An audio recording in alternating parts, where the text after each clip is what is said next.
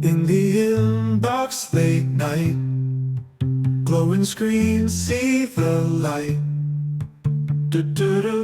Email, everything feels alright.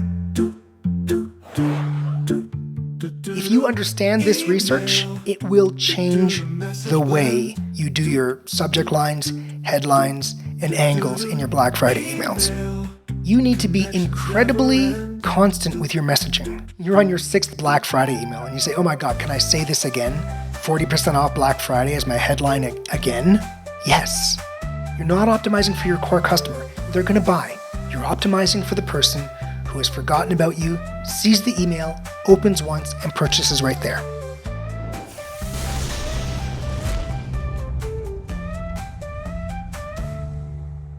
It's the world's best email and retention podcast, and I'm your host, Jordan Gordon. We are a member of the DTC network of podcasts and the philosophical home of the Pilot House email and customer retention team. Today, we're going to talk about Black Friday, Cyber Monday. We've got some excellent performance tips to help things run better, but we're actually going to start with some research. At base, the email channel is a system that sends out some number of messages to your users, and users interact with some number of those messages in a certain way. Very simple way to think about this. Well, we're going to talk about who you can expect to interact with your messages, how often they will interact, and the purchase behavior within those interactions.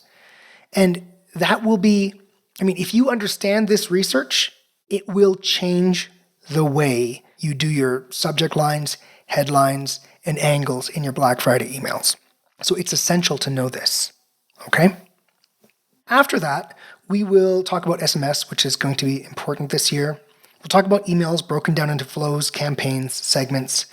And then after Black Friday is done, we will talk about the importance and just some tips on making sure that these new customers you get from Black Friday become repeat customers.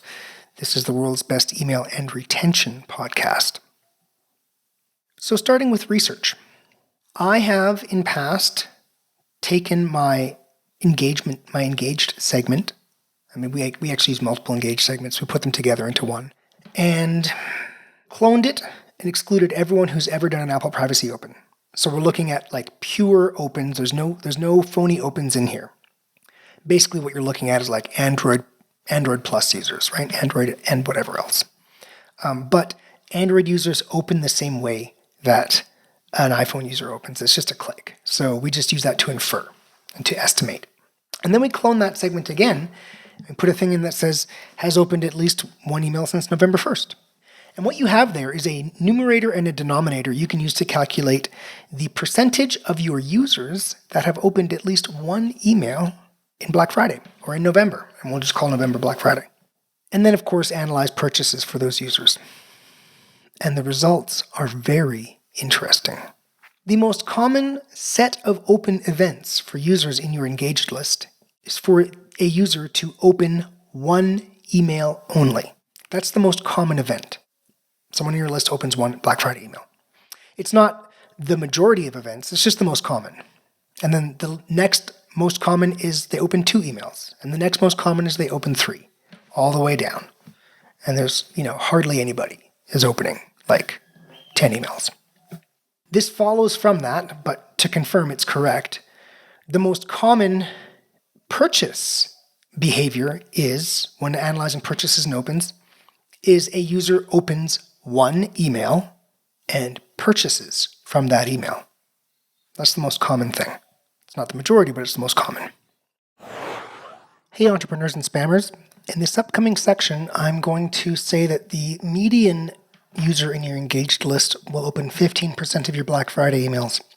This research was done on large clients that send a lot of emails during November. Like, not every day, but most days. If you are sending a more modest number of emails, 10 to 15, I would say that 15% would be more like 20 or 25%, just so you know. Have fun spamming. What about the fact that people do open more than one email? Okay. The median user on your list will open 15% of your Black Friday emails. It's an incredibly small number. By the way, I didn't round either. It's 15. I know it's a round number, but it's true. It's 15% from my research. So what does this mean? And then, of course, within there, some people will, it's most common that they purchase from the first email and then just open some more. And then it's the next most common, they, might purchase from the second open. It's incredibly weighted to someone opens one email and purchases from that email. And after that, it's, you can expect someone to open 15% of your emails. What does that mean? That means you need to be incredibly steady and constant with your messaging. Do not think sequentially. Do not think things like, I've sent so many emails, I need to really change up this message, or people are going to get bored, right? Think about like the person, you're on your 6th Black Friday email and you say, oh my God, can I say this again? Can I just say 40% off Black Friday as my headline again, right? Yes. People who open the 6th email and purchase, they've opened 5, and then they open the 6th and they purchase. This is this is a fraction of your Black Friday purchases. Optimizing for that user is an act of futility. What you want to optimize for is the person who opens that 6th Black Friday email, but it's the first Black Friday email they've opened, right? So not the person who opened email 1, email 2, email 3, email 4, email 5.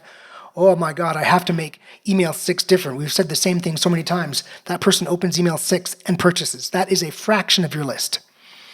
The most common person who will open that email 6 and purchase, it is the first Black Friday email they've seen.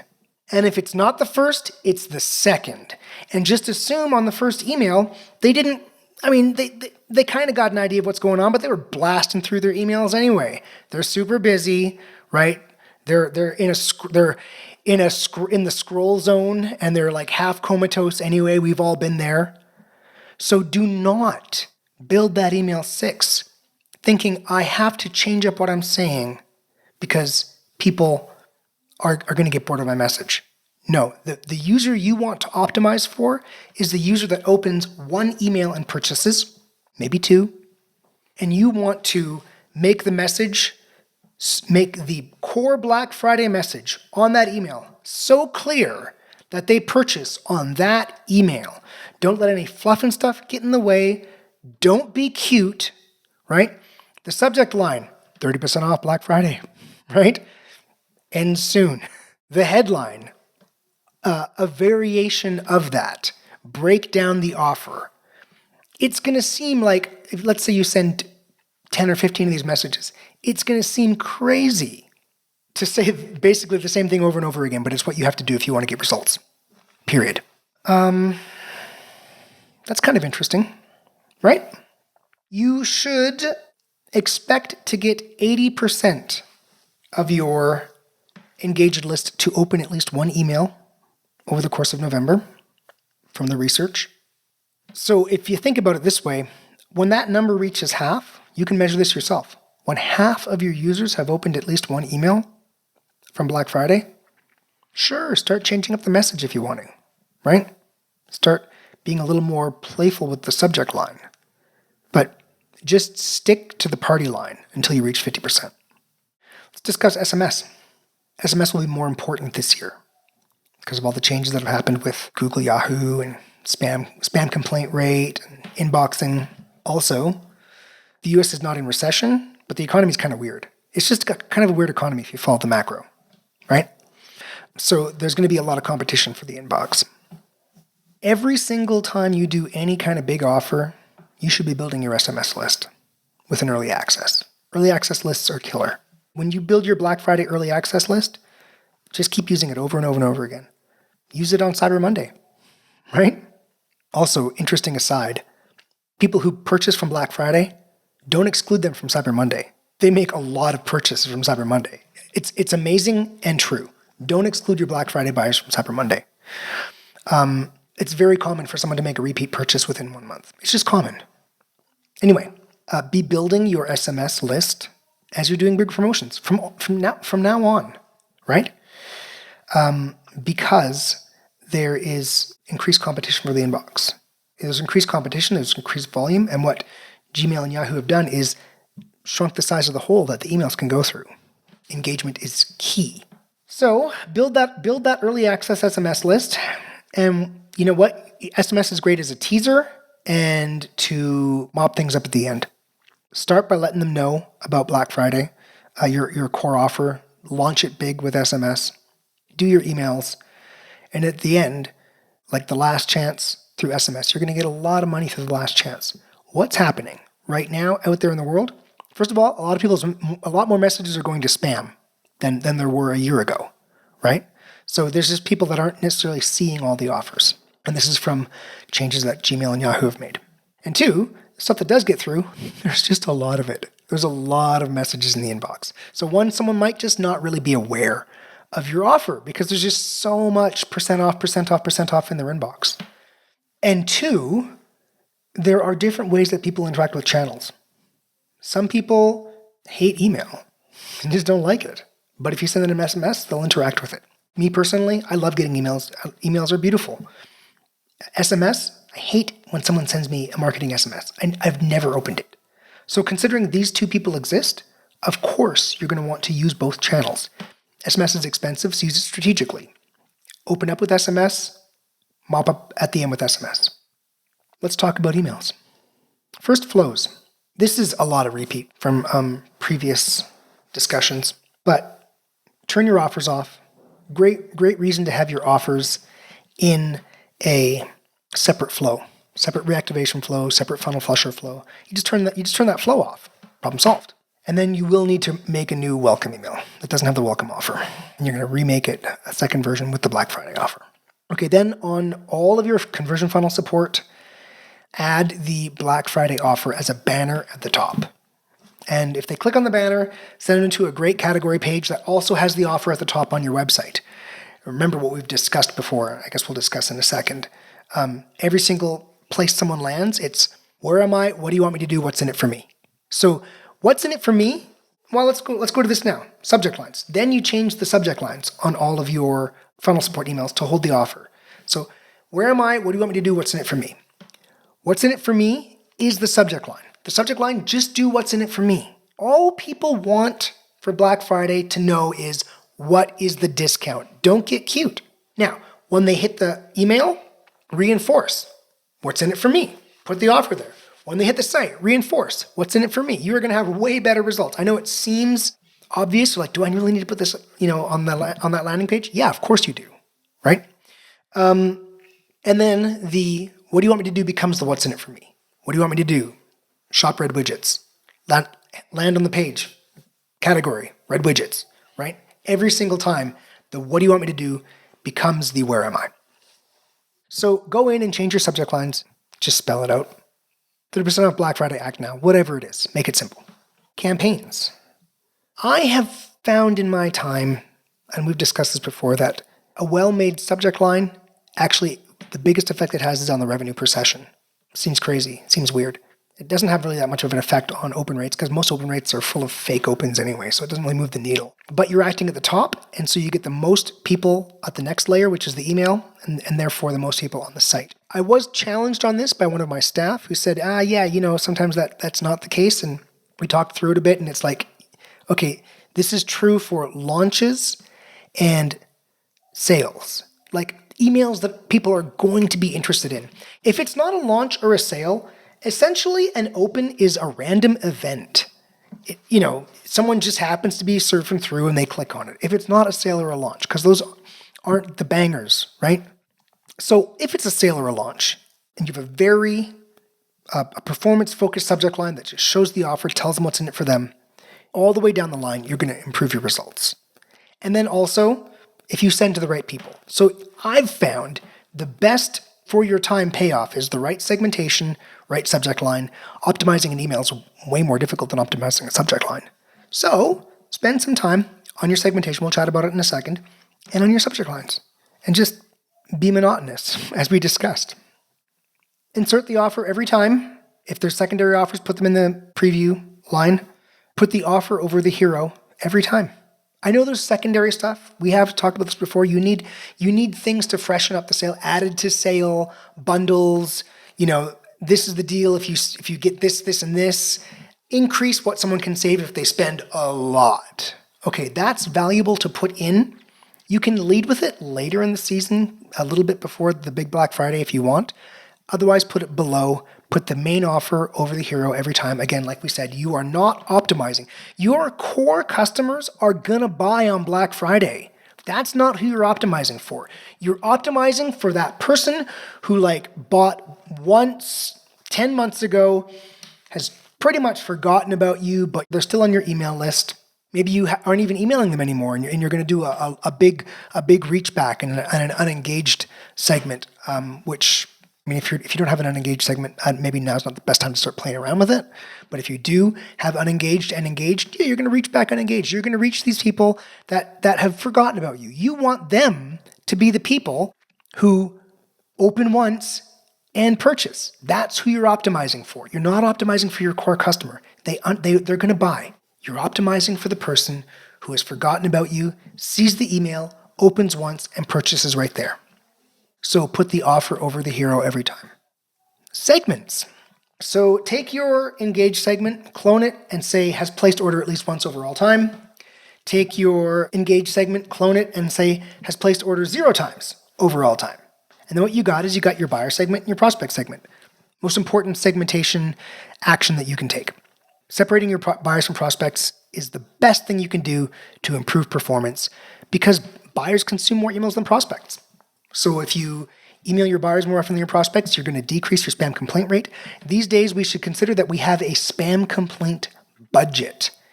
And so you don't want to waste that budget on prospects because buyers have a higher revenue per email sent.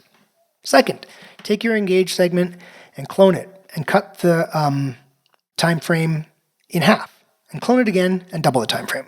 Then you've got your kind of a big reach back that we just discussed, a big reach back and a shorter window. But I will caution you, we discussed this in a previous talk. I don't know if you've heard it, but if you are one of those brands that in your Klaviyo, you have a 55% or 60% open rate and a 0.4% click-through rate. Look, there's something wrong.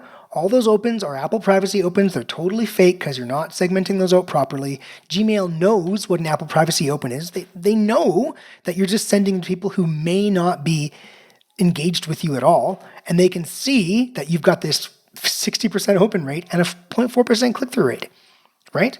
So if you do what I just said and take your engaged segment and cut the window in half, or let's say you go from you do a thing, you go from 90 to 30 or something like that, whatever it is. What you're doing is you're actually pulling out truly engaged people. All of the Apple privacy open stuff, it just stays in there.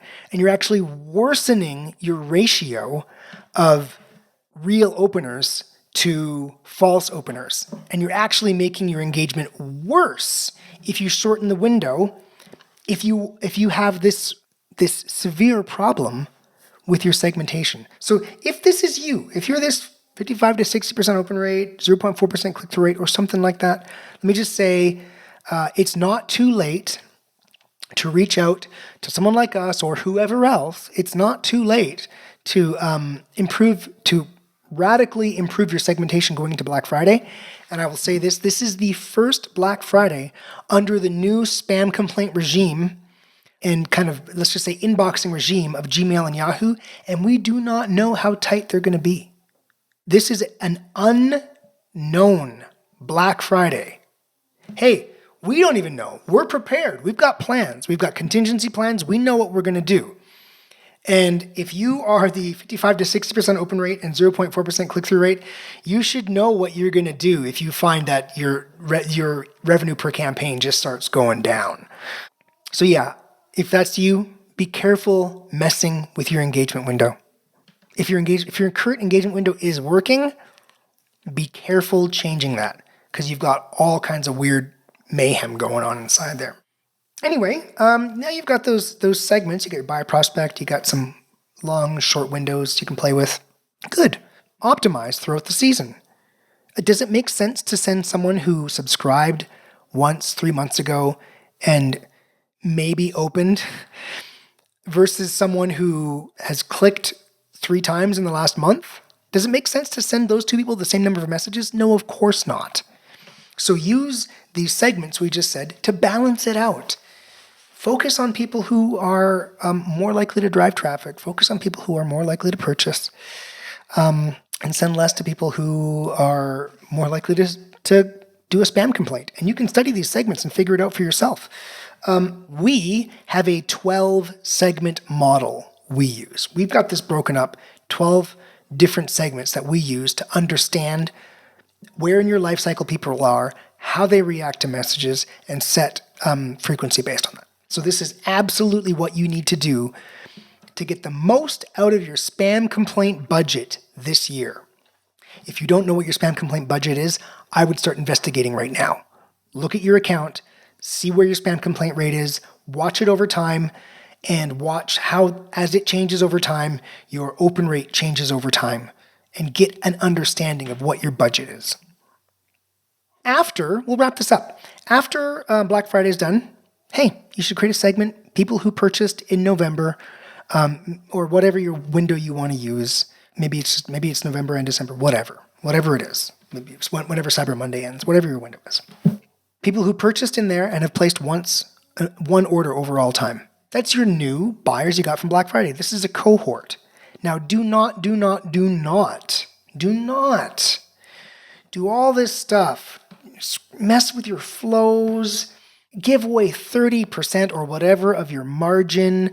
Put all this work into Meta, Facebook, Instagram. You're stuffing all this stuff through TikTok. Don't do all this work to get a buyer who gets almost all your margin off and then walks away.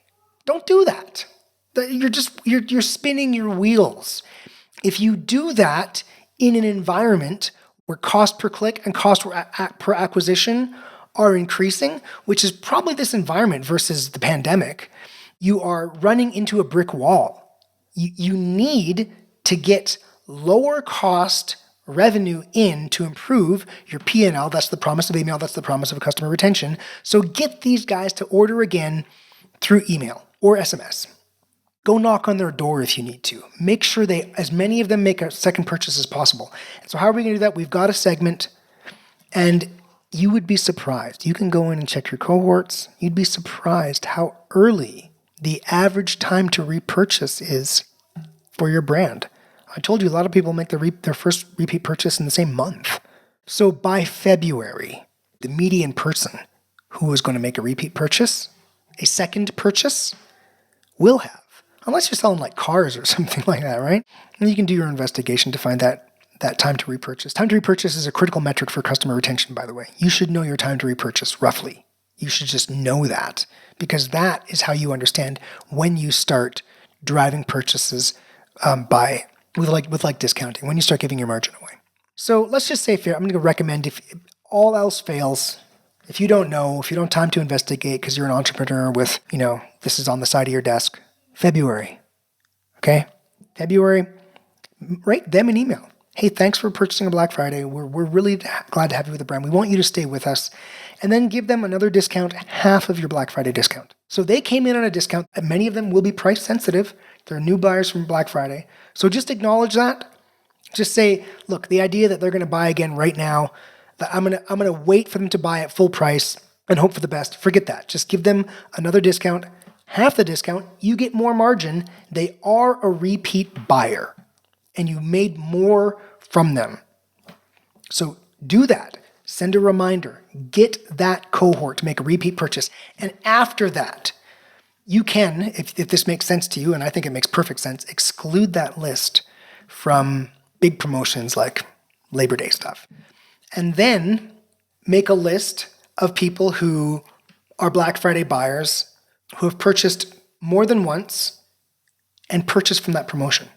So now you've got your Black Friday buyers who got 2 discounts.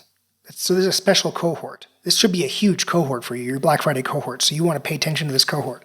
So you know which ones of them haven't made a repeat purchase, do whatever you get them to make a repeat purchase. And then once they, and track, make this second segment that tracks if they've purchased from one of these future promotions. You know they got 2 good deals. Exclude that list from future promotions, and you will, you won't be giving the game away. So after 2 purchases, it's sink or swim. There's your strategy for ensuring you get the most out of this important cohort of buyers. Many brands, it's like half their new buyers, and they here come from Black Friday. You can't just treat them like any other cohort. Well, there you go. You know, we do have some other stuff that I thought about putting here on the list, but we're giving it a try. I don't want to give you stuff that we're testing this year, even though we're sure it's going to work. I'm going to give you stuff that we know has worked previously. And until we meet again, have fun spamming. In the inbox late night, glowing screen, see the light. Email, everything feels alright.